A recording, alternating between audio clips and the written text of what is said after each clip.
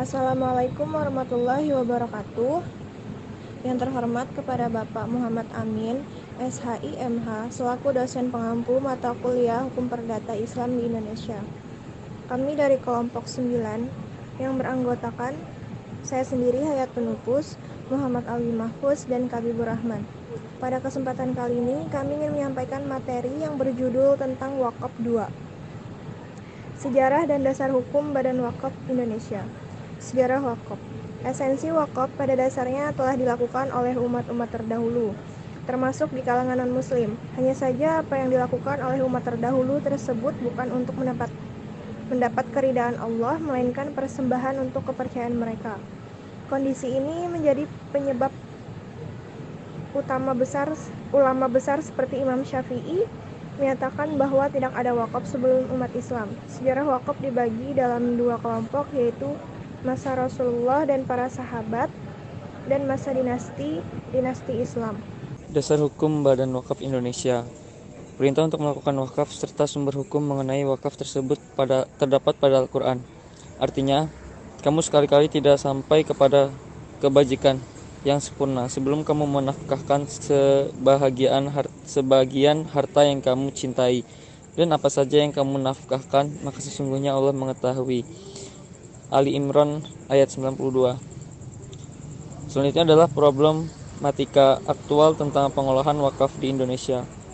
Problematika aktual tentang wakaf di Indonesia dalam memasuki milenium ketiga ini, berbagai elemen masyarakat mencoba mensosialisasikan wakaf tunai dengan berbagai cara.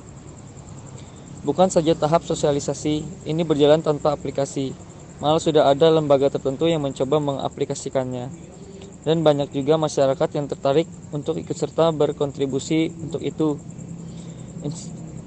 Institusi yang menangani wakaf tunai bisa berupa institusi seperti lembaga zakat yang dikelola secara profesional oleh orang-orang yang memenuhi persyaratan. Ia bisa juga dikelola oleh lembaga seperti reksa dana dengan syarat-syarat tertentu, atau oleh suatu institusi yang ditetapkan oleh pemerintah yang bekerja sama dengan bank. Baik, materi yang selanjutnya yaitu pengelolaan wakaf di Indonesia. Profesor M.A. Manan sebagai pakar ekonomi Islam terkemuka melakukan terobosan baru dalam aplikasi wakaf ini. Beliau mengembangkan apa yang disebut dengan wakaf tunai dengan menggunakan mekanisme bank, atau bisa juga disebut dengan Social Investment Bank Limited Bangladesh.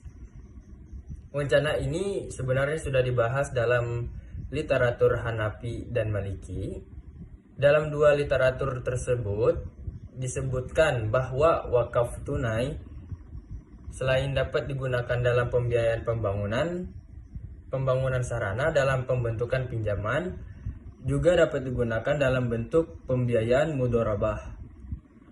Kontroversi yang mengemukakan dalam mekanisme wakaf tunai ini berkisaran pada sah tidaknya menggunakan dana wakaf untuk diinvestasikan, yang secara logikanya memiliki risiko musnah atau bisa juga disebut dengan kefitrahan usaha, yaitu untung dan rugi.